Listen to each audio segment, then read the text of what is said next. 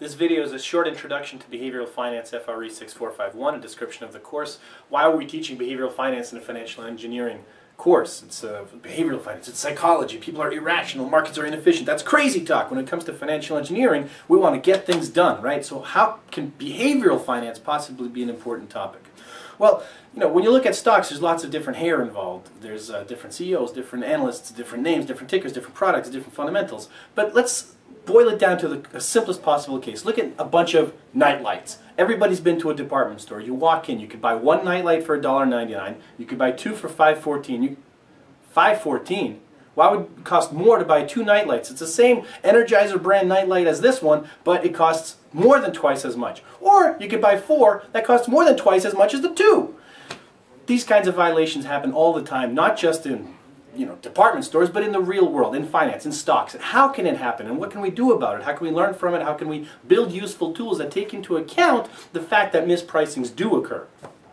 Well, to do that, we need to know why these things occur. So we might have some sort of theory. Is this rational? Is this efficient? If so, how? Well, you might say there's slightly different products. This one has a little bit different packaging. People make some sort of specific mistake. Okay, well, let's look at this example. Cheetos and Doritos.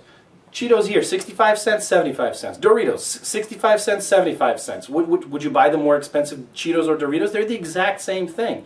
It's much harder to come up with an explanation for why it works here. Well, okay, you might say, well, it's because now it's not different sizes, now there's multiple options. It gets confusing. People get they have no idea what's going on. Fine. Look at this.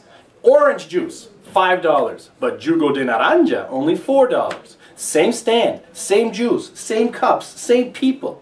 Even if you think there's some sort of foreign local discount going on, if you go up to the guy without saying a word, you put down 4 USD, is he not going to give you an entire glass of orange juice? Of course he will.